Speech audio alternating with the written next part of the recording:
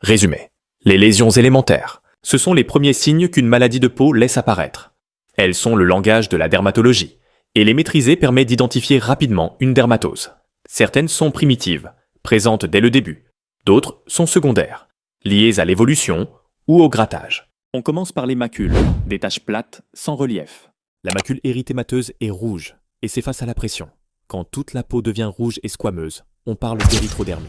La macule purpurique, elle, ne s'efface pas, car il s'agit d'un saignement sous la peau. Les macules dyschromiques regroupent les troubles de pigmentation.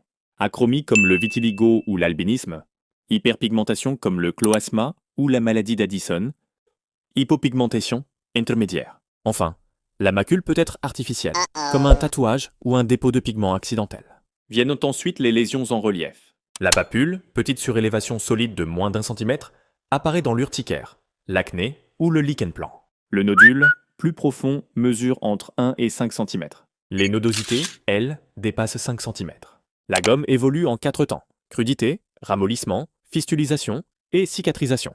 Le tubercule s'enfonce dans le derme et laisse une cicatrice. Les végétations, comme les condylomes, forment des excroissances en chou-fleur. Les verrucosités, elles, sont hyperkératosiques comme dans les verrues. Pour les lésions à contenu liquide, la vésicule mesure 1 à 3 mm et contient un liquide clair, typique de l'eczéma ou de l'herpès. La bulle, beaucoup plus grande, peut être due à une brûlure, une toxidermie ou une maladie auto-immune comme la pemphigoïde. La pustule, enfin, est remplie de pus dès sa formation, comme dans l'acné ou le psoriasis pustuleux.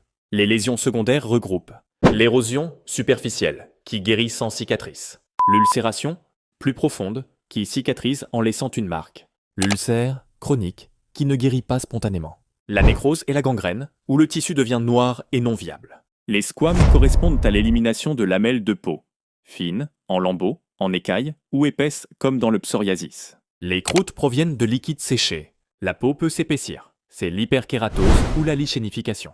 Elle peut durcir, comme dans la sclérose, ou s'amincir dans l'atrophie. Au niveau des muqueuses, on retrouve les leucoplasies de la bouche, les aphthées, l'herpès, les balanites chez l'homme et les vulvovaginites chez la femme. Les cheveux peuvent blanchir, canicie, se casser, trichoclasie ou tomber en plaques, pelade. Les ongles, eux, changent de couleur ou de forme. Leuconychis blanche, xanthonychie jaune, mélanonychie sombre, onycholyse qui se décolle, pachionychie épaissie, coïlonychie en cuillère ou hippocratisme en verre de montre. C'est tout pour ce cours. Merci